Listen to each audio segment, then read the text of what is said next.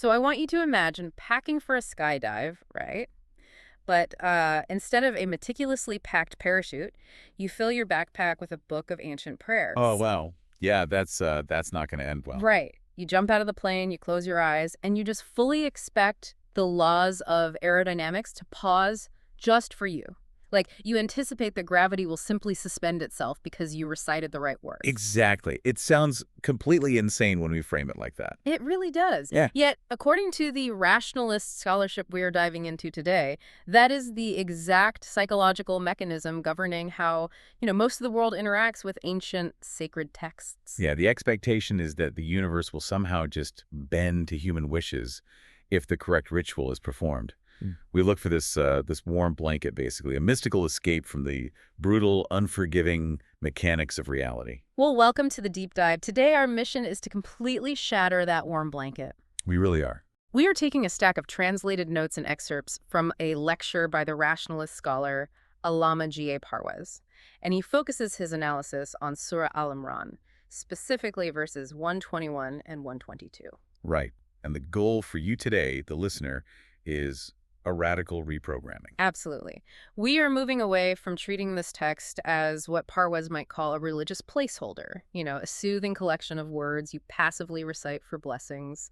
And we're going to decode it as a rigorous, totally unforgiving civilizational blueprint. And the implications of that shift, I mean, they really cannot be overstated. Yeah. When you transition from reading a text as a book of magic spells to reading it as a strict instruction manual for building a society, the demands placed on you change entirely. Right. It forces a real confrontation. It does. It forces a confrontation with how these texts have been historically utilized versus the intense systemic action they actually demand. Okay, so let's unpack this. Because right out of the gate, Parwez introduces a concept that diagnoses this entire issue. He calls it the ritual trap. The ritual trap, Yeah. yes. And I want to pose the core tension of this trap directly to you, the listener. Why do we so often recite ancient verses expecting magical interventions in our personal lives while completely failing to implement the socioeconomic justice, the equitable wealth distribution, and the strategic planning that those very verses explicitly outline? It's a massive contradiction. And to understand how we fell into that trap, we have to examine a fundamental distinction established in the source material. This is basically the bedrock of Parwez's entire analytical framework. Okay, lay it on us. He draws a really hard line between two concepts, mazhab and din.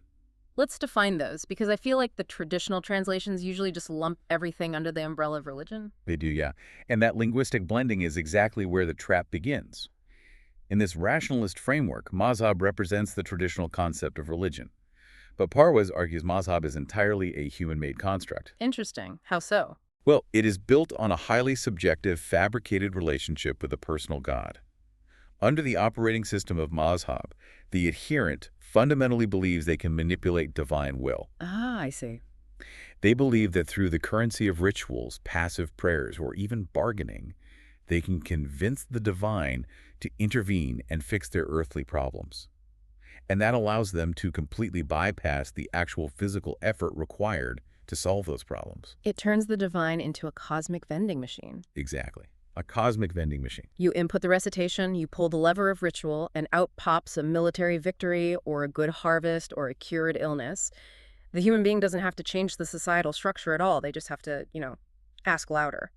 And the sources highlight a historical anecdote that perfectly captures the logical extreme of this mindset.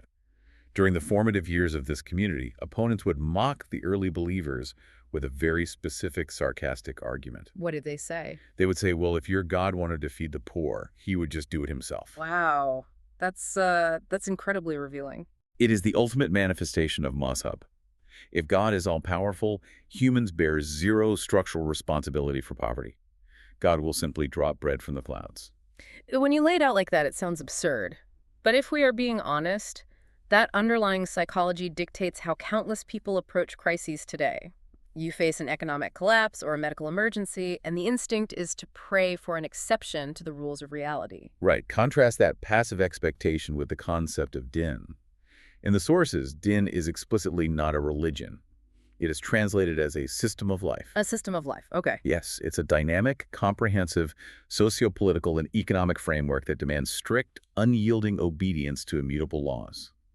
Under the system of din, God does not bypass his own laws to hand out special favors to whoever performs the most rituals. So the universe isn't going to break its own rules just because you ask nicely. The laws are the laws. Precisely. The relationship established with the divine in din is solely based on obedience to objective realities. Outcomes in this system are generated entirely by cause and effect. It operates with the cold precision of a scientific formula, then. Exactly. A scientific formula applied to human behavior and societal structure. Well, if that is the case, if we are dealing with a scientific blueprint rather than a mystical religious text, it means our entire vocabulary is corrupted. Oh, completely. Because if I read these verses using the mazhab definitions I grew up with, I am going to completely miss the din directives. Yeah, you would essentially be trying to build a nuclear reactor using a cookbook. That's a great way to put it. The traditional translations, according to the lecture, have entirely obscured the text's practical demands by layering them in this passive, heavily spiritualized language. That means we need a new glossary before we can even look at the verses. We need to decode the specific Arabic terminology Parwez highlights, moving away from those passive religious definitions to active systemic definitions. I agree. Where should we start? Let's start with a massive one, tawakkul. If I open a standard translation right now, tawakkul is almost universally rendered as a reliance on God or trust in God. Right. And under the mazhab framework, that translation has devolved into a profoundly dangerous concept. Dangerous how? Because the traditional misconception of tawakkul is the act of sitting idle, abandoning all practical physical resources, and expecting that just because you possess faith, your sustenance will be provided or your enemies will be defeated by unseen forces. Taking your hands off the steering wheel and hoping the car dries itself. Exactly. And the lecture argues this interpretation actively destroys civilizations. It breeds a culture of learned helplessness. What Parwez does is he strips the mysticism entirely away from the word. Okay, so what is his definition? Within the framework of din, he redefines tawakkul as absolute self-confidence. Wait, I need to stop you there. Self-confidence sounds distinctly secular. How do we get from reliance on the divine to self-confidence? That feels like a massive leap. It does, but it's a confidence born exclusively from the knowledge that you have strictly followed the correct operational formulas. Oh, I see. It is the unwavering psychological certainty that if you align your actions perfectly with the immutable laws of the system, the laws established by the Creator, the desired result is universally guaranteed. The reliance is on the inviolability of the law. Let's bring back that skydiving analogy from earlier. If I have the corrupted passive version of tawakkul, I jump out of the plane with a backpack full of rocks and just hope I survive. Right, which isn't faith, that is suicide. Exactly. But true tawakkul, systemic tawakkul, means I spend hours meticulously packing the parachute. I check the static line, I calculate wind resistance, I follow every single physical protocol demanded by the laws of aerodynamics. Yes. And then I jump with absolute self-confidence. I am not relying on a miracle. I am relying on the objective laws of physics, and my confidence comes from knowing I did the physical work to align with them. That is exactly it. And the source text uses an incredibly similar analogy involving marine engineering. Parwez asks us to consider a scientist or an engineer tasked with building a ship. Okay, a shipbuilder. Right. If the goal is to float thousands of tons of iron on the ocean, the engineer does not simply bolt metal together randomly and pray it doesn't sink. Obviously not. They rely completely on the unchangeable formula of buoyancy. They calculate water displacement with mathematical precision. They build the ship strictly according to the physical laws of nature. And once they do that, Once that physical labor is complete, they launch the ship into the ocean, and thousands of passengers board it with complete peace of mind.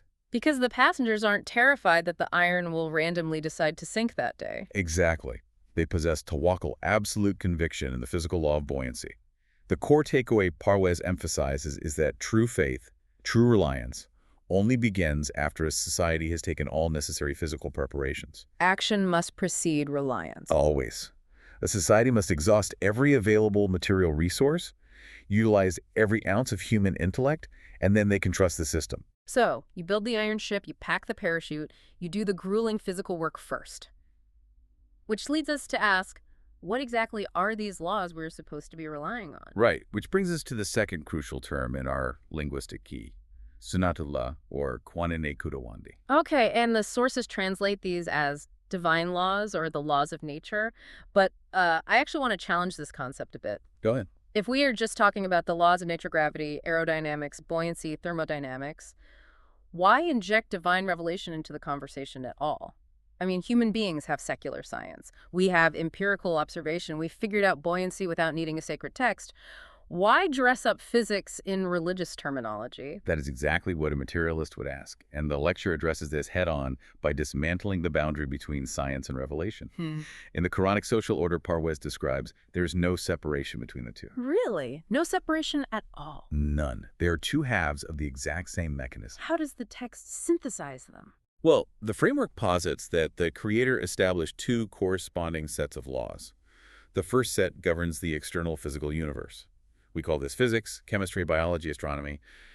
Nature possesses no inherent consciousness, right? It cannot choose to disobey.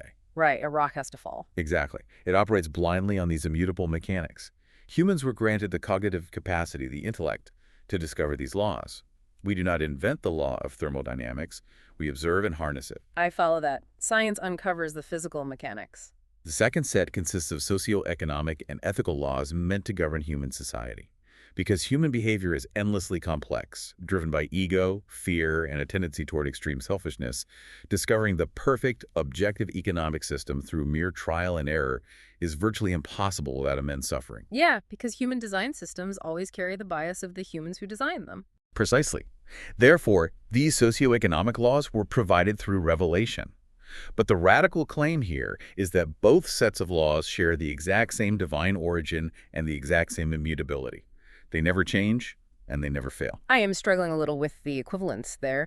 Are you saying that relying on the socioeconomic principle of, say, equitable wealth distribution is supposed to be as reliable and as scientifically guaranteed as relying on the law of gravity? The text argues they are equally sunatullah, the practice of God. If you jump off a cliff, you will fall, regardless of whether you believe in gravity. Similarly, if a society builds an economy based on exploitation and wealth hoarding, it will collapse under its own weight, regardless of how many prayers that society recites. Because the laws do not care about your intentions, they only process cause and effect. Exactly. The implications of treating science and revelation as the same operational system are massive. It means that conquering the forces of nature through scientific inquiry is no longer a secular side project for a society. It becomes a mandatory act of submission. Yes. Active scientific discovery becomes a core religious duty. When a scientist cures a disease by understanding cellular biology, they are uncovering the divine mechanics of the universe. They are engaging with Sunnatullah. That completely flips the traditional science versus religion debate. Here, choosing to ignore science is literally choosing to ignore the laws established by the divine, which, naturally begs the question, what happens to the people who ignore these laws? Do they get a pass? They definitely do not. And that brings us to our third vocabulary shift, kufr. If I look at a standard traditional translation, kufr means disbelief or infidelity. It is a heavily weaponized word. Oh, historically, it has been used as a tool for excommunication, a way to condemn individuals over minute theological disagreements. But Parwez reclaims the word by looking at its linguistic root. What does the root mean? The root of kufra means to cover up, to conceal, or to deny. So in practical systemic terms, kufra is the failure to accept, understand, or utilize objective realities. It is the denial of reality itself. Exactly. Because there are two sets of divine laws. Physical and socioeconomic kufra operates in two distinct spheres. The first sphere is the failure to discover and harness the physical laws of nature. So ignoring science. Right. If a society refuses to engage in scientific inquiry, if they fail to conquer the material world to improve human conditions, they are committing a form of kufr. They are ignoring the objective reality of the universe. Stop and think about the weight of that. You could have a society that prays 5 times a day, builds magnificent temples, and fasts rigorously. But if that society is technologically stagnant by choice, if they refuse to study medicine or engineering, this framework dictates they are actively engaging in denial. They are committing kufr by ignoring the physical laws. And they will suffer the physical consequences of that denial. Poverty, disease, and subjugation by societies that did master the physical laws. Wow. The second sphere of kufr is rejecting the immutable socioeconomic laws revealed for human life. You might have a society that masters physics, builds skyscrapers, and splits the atom, But if they utilize those advancements to build an economic system that exploits the vulnerable and hoards wealth among a tiny elite, they are denying the revealed objective reality. So they mastered the physical laws but denied the social physics. And because these socioeconomic laws are as unforgiving as gravity, refusing to align with them guarantees societal ruin. The laws of reality offer no immunity based on religious affiliation. None whatsoever. Let's cement the foundation we have built so far. We are looking at a text that outlines a system of life, din, not a passive religion, mazhab. Right. We understand that reliance, tawakkul, requires exhaustive physical preparation. We recognize that the rules governing society are as strict and unyielding as the rules of physics, sunatullah, and that ignoring either set of rules constitutes a dangerous denial of reality, kuf. That is the theoretical framework. But abstract philosophy only takes us so far. If true tawakkul requires physical action and the system is based on immutable laws, what does this actually look like when rubber meets the road? Like, how does a society execute this blueprint under extreme duress? To see the architecture of action in the physical world, the lecture brings us to the historical context of Surah Al-Imran, focusing on verses 121 and 122. Ah, yes. Parwez analyzes these verses through the lens of a highly documented, incredibly brutal historical event, the Battle of Uhud. Let's drop you, the listener, right into the middle of the 7th century to understand the stakes here. The early Muslim community in Medina has recently secured a shocking, decisive military victory against the powerful Quraysh tribe at the Battle of Badr. But the Quraysh are humiliated and they want blood. They mobilize a massive force. Yeah, a heavily armed military force of 3,000 soldiers. They march across the desert and camp near Mount Uhud, right on the outskirts of Medina. This isn't a border skirmish. This is an existential threat. If the defenders lose, their entire society, the entire blueprint, is eradicated. And in the shadow of that looming annihilation, we look at verse 121. A standard translation reads, "And remember when you left your family in the morning to post the believers at their stations for the battle, and Allah is hearing and knowing." If you approach that verse with the mazhab mindset, the warm blanket mindset, it reads like a simple piece of historical trivia.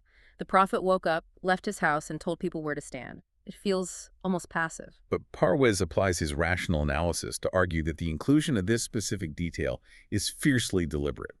It is placed there to intentionally shatter the illusion that divine victory is achieved through mystical chanting. Think back to our paratrooper packing the parachute. The physical preparation before the jump. Exactly. The prophet, facing 3,000 armed soldiers, does not retreat to a cave to act as a mystic, praying for an army of angels to descend and fight the battle for him. He acts as a Markazi Milan. The central authority. The commander-in-chief. Yes. The verse highlights his physical action. Leaving his home early, engaging in complex geographic strategy, surveying the topography of Uhud, mapping out combat stations, and organizing infantry lines. And he specifically identifies a vulnerability in their flank. It does. He places a squad of archers on a vital mountain pass with strict orders to hold the line. He is executing a rigorous, practical, physical program. He is utilizing every single objective resource of the material world available to him. He is practicing true tawakkul. And notice how the verse concludes. God is hearing and knowing.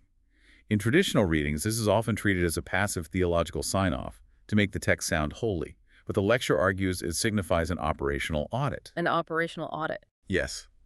The divine system is actively monitoring the practical, physical program of the society.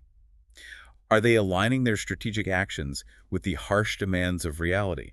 Have they optimized their resources? So it isn't a magical blessing. It is an assessment of their alignment with cause and effect. But the architecture of how a society takes action isn't just about a brilliant commander giving orders. The way those strategic decisions are formulated is strictly codified in this blueprint. Which brings us to two vital institutional concepts from the text, mushawarat and ita'at. Let us examine mushwarat first. That translates to mutual consultation. Right. The divine blueprint mandates that the central authority, even an authority who receives divine revelation, cannot govern by arbitrary dictatorial decree. That's fascinating. Before undertaking any major collective action, such as the military defense at Uhud, leadership is required to conduct rigorous mutual consultation with their companions to formulate operational strategies. Contrast that with the standard operating procedure of the 7th century, or frankly, many modern systems. You have a leader who is universally recognized by his followers as a prophet. The temptation for dictatorial rule is absolute. Oh, without a doubt. Yet the system demands he sit down with his generals, his advisors, and the community to debate military tactics. It demystifies the concept of leadership.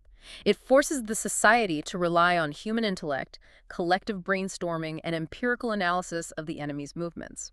It forces engagement with objective reality. You cannot rely on a single human's intuition when the survival of the civilization is at stake. However, the system also recognizes the danger of perpetual debate. Right, you can't argue forever. Exactly. Once the consultation is complete and the Markaz finalizes a strategic decision, the time for brainstorming abruptly ends. You cannot have a committee meeting about troop deployments when 3,000 heavily armed soldiers are charging your lines. This introduces the second concept, ita'at, which signifies absolute, unified obedience to the central authority. Once the strategy is locked in, the society must execute it with azm, unshakable determination. Unshakable determination. Yes, the blueprint demands that there be no internal friction, no dissenting factions, and no psychological hesitation during the execution phase. The obedience must be absolute, stemming from the shared conviction that the chosen strategy represents the best possible alignment with objective laws based on their consultation. But let's be realistic here. Human beings are not mathematical formulas. We experience visceral fear. Staring down an army that outnumbers you, knowing you might not survive the day, is objectively terrifying. And that human frailty is exactly what fractures in verse 122. The psychological pressure of the impending slaughter really takes a toll. Right. Verse 122 addresses a moment of severe internal crisis. It roughly translates to, when two parties among you were about to lose courage, but Allah was their ally, and upon Allah the believers should rely. So under the intense stress of the moment, before the clash of swords, two groups within the defending ranks began to crack. They hesitated. The reality of the violence ahead made them second-guess the strategy. And observe how the text intervenes. It does not describe a magical spell of bravery washing over them. It points them directly back to the concept of tawakkul. But remember our decoded definition. Exactly. It reminds them of the self-confidence they are obligated to possess because they have already completed the physical work. Yeah. They engaged in mushawarat, they analyzed the terrain, they seized the high ground, they deployed the archers to protect the flank. The verse essentially tells them, you have packed the parachute perfectly, you have aligned with the laws of strategy, now trust the aerodynamics and jump. It is a demand for systemic self-confidence. You aligned with the cause, now have absolute faith in the effect. But we know from the historical record of Uhud that this obedience, the ita'at, fatally broke down. It did, and it serves as the ultimate proof of the system's unyielding nature. The archers stationed on the mountain pass were given explicit, uncompromising orders by the Markaz to hold their position under all circumstances, regardless of what happened on the main battlefield. Right. But as the battle commenced, the defenders initially gained the upper hand, and the enemy lines began to retreat. The archers, believing the victory was secured, disobeyed their direct orders. They abandoned the high ground to rush down and collect the spoils of war left behind by the fleeing enemy. They broke the operational formula. They abandoned the system for short-term material gain. And the result was instantaneous and catastrophic. The enemy cavalry commander recognized the exposed flank, wheeled his forces around, and attacked the Muslims from the unprotected rear. The defense collapsed into chaos. The Muslims suffered devastating casualties, and the Prophet himself was severely injured. We see the law of cause and effect operate with brutal indifference. The divine system did not magically protect the believers from their own strategic blunder. Parwez's assertion holds true. God does not bypass his own laws. If you break the fundamental law of military discipline and expose your flank, you face the physical consequence of being slaughtered from behind. Your religious identity does not shield you from a sword. The lecture heavily contrasts this historical reality of Uhud with the ultimate example of passive religion failing a society, the story of Moses and the Israelites. This is a devastating comparison. Moses leads his people out of slavery, guides them to the border of the Promised Land, and essentially tells them the system dictates that this land is yours, but you must cross the border and physically fight the oppressors who currently occupy it to establish your society. And how did the society respond to the demand for physical action? They said, "You and your God go fight, we will sit here." Wow. They utterly refused the physical struggle. They demanded the mazhab solution. They wanted the divine to send lightning bolts, obliterate the enemy, and hand them a purified land on a silver platter while they rested in the shade. They demanded the outcome without engaging in the cause. What is the systemic consequence of that passive mindset? They wandered in the desert for 40 years. An entire generation had to physically die out in the wilderness because a society infected with the virus of passive reliance is structurally incapable of executing a civilizational blueprint. Passive religion leads directly to societal stagnation and death. A society only thrives through rigorous preparation, mutual consultation, and strict obedience to an active physical system. Exactly. This is a profound paradigm shift, but it forces us into an even more complex arena.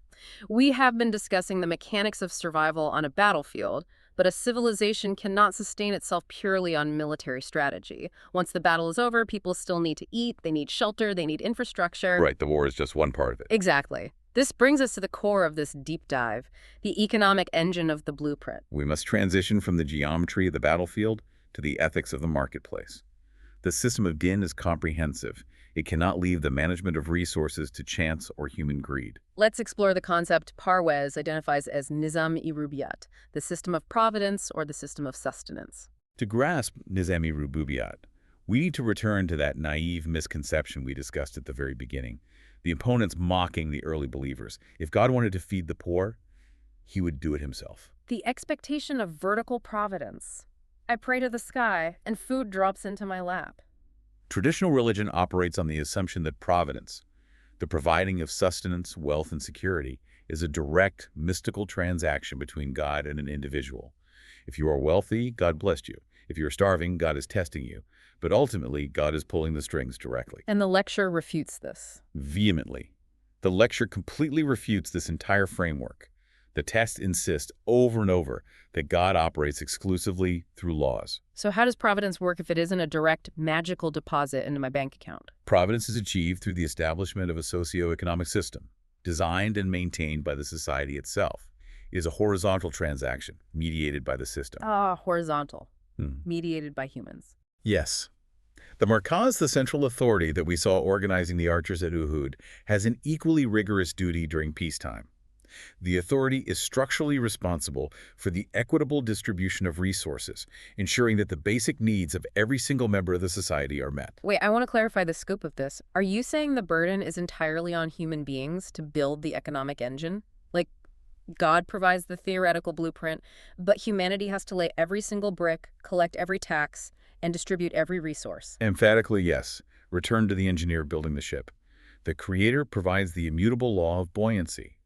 But when the floodwaters rise, the Creator does not magically assemble a wooden boat around you. Right, you have to cut down the trees. You have to cut down the trees, saw the planks, seal the hull with pitch, and hoist the sails. Similarly, to survive the inevitable inequalities, resource scarcities, and crises of human civilization, humanity must actively construct a just economic system based on the revealed laws. That is an incredibly heavy burden. It completely invalidates the modern approach to charity where I might, drop a few coins in a donation box, feel a rush of moral superiority, and go back to participating in an exploitative economy.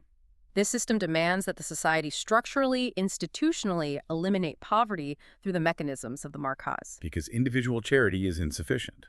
It relies on the fluctuating moods of individuals. The blueprint demands an institutionalized welfare system. And the reason it demands this structural approach is rooted in perhaps the most terrifying concept in the entire lecture, the law of requital. The law of requital. Okay, when we look at history through a traditional religious lens and we see a civilization collapse like a famine strikes, an economy hyperinflates, or a city is sacked by invaders, it is almost always framed emotionally as divine wrath. God was angry because the people sinned, so he punished them. But Parwez strips every ounce of human emotion away from the concept. The law of requital is not mystical divine anger. It is mustakila kadrain, a universal permanent law. It is the cold, scientific, unavoidable consequence of social conduct. It is social physics. Exactly that, social physics. Every single action a society takes, every economic policy it enforces, generates a mathematically precise reaction. Let's say a society builds an economy based on extreme exploitation. A tiny elite hoards the vast majority of the wealth, manipulating markets and labor while the masses are pushed into poverty and starvation. A top-heavy pyramid. The law of requital dictates that this societal structure is fundamentally unstable. It violates the objective socio-economic laws of balance. The society will inevitably collapse under its own weight. How so? Perhaps through a violent internal revolution of the starving masses, perhaps through slow infrastructural decay, or perhaps through vulnerability to outside forces because the population is too weakened and disenfranchised to defend the nation. It is not a lightning bolt thrown by an angry deity. It is the structural failure of a bridge built with faulty engineering. The bridge doesn't collapse because gravity is angry. It collapses because the steel was compromised. The universe is indifferent to the society's religious affiliation. A society of atheists practicing equitable wealth distribution will structurally survive longer than a society of devout believers practicing economic exploitation. Survival is intrinsically tied to economic justice and alignment with objective reality. I want to pause here and ask you, the listener, to hold a mirror up to your own life and the society you live in. When you look at the massive systemic challenges we face today, income inequality, political corruption, infrastructural decay, how are you operating? It's a tough question to ask. It really is. Are you functioning on the operating system of Moshab? Are you hoping these problems magically resolve themselves if we just elect the right savior or maintain a positive mindset or offer enough thoughts and prayers? Or are you operating on the demanding system of din? Are you studying the objective laws governing these crises? Are you engaging in rigorous consultation with your community? Are you exhausting every physical, material, and intellectual resource at your disposal? Exactly. Are you doing all of that to build better structures and then taking strategic action with the absolute self-confidence that cause and effect will not fail you? That transition from passive hope to active execution is the ultimate test of the paradigm shift Parwez is demanding. You are moving from praying for the ocean to calm down to utilizing the laws of nature to build a ship that can survive the hurricane. This has been a massive reframing of how to look at ancient texts. Let's synthesize everything we've uncovered today, the core revelation of this deep dive into Parwez's analysis. The overarching theme, what the lecture calls the permanent value, is that these Quranic directives are not presented as spiritual suggestions. They constitute a completed, perfected code of life, a zabita-i hayat. And they're presented as permanent because the laws of social physics they outline are immutable. They do not change with the centuries, just as the laws of thermodynamics did not change between the 7th century and today. The argument is that this system does not require subsequent prophets, new revelations, or constant revisions because the objective truth, the Haqq, guarantees concrete results whenever and wherever it is fully structurally implemented. The physical laws of the universe never die, and neither do the revealed laws for a prosperous human society. Knowledge in this framework is completely worthless if it remains theoretical. It is only valuable when it is understood and applied in the brutal reality of the physical world. Which leaves us with a provocative thought for you to deeply consider. We spent a lot of time today talking about paratroopers checking static lines, engineers calculating buoyancy, and 7th century commanders analyzing battlefields.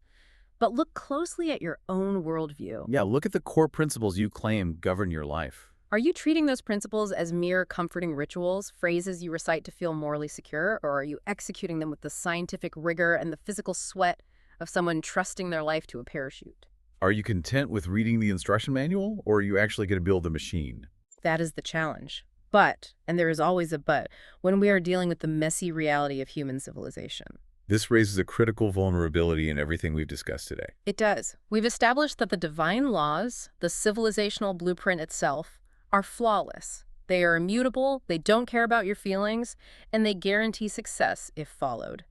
The mathematical formula of cause and effect works perfectly. But this entire system requires a human operator. Exactly. It requires a Markaz Malat, a human central authority, and millions of human participants to execute it. And human beings, unlike the unyielding laws of physics, are notoriously fragile, corruptible, and prone to catastrophic errors in judgment. Very prone. So here's the final question for you to ponder before our next deep dive. If the civilizational blueprint is perfect, what happens when human psychology intervenes? What happens when fear, ambition, greed, and simple error inevitably creep into the central command structure? How does the system account for human frailty without breaking the immutable laws? Can a perfect system survive imperfect operators? That tension is the ultimate test of the blueprint, and it is exactly what we will unpack in our next deep dive into Surah Al-Imran. Thank you for taking this deep dive with us. We'll see you next time.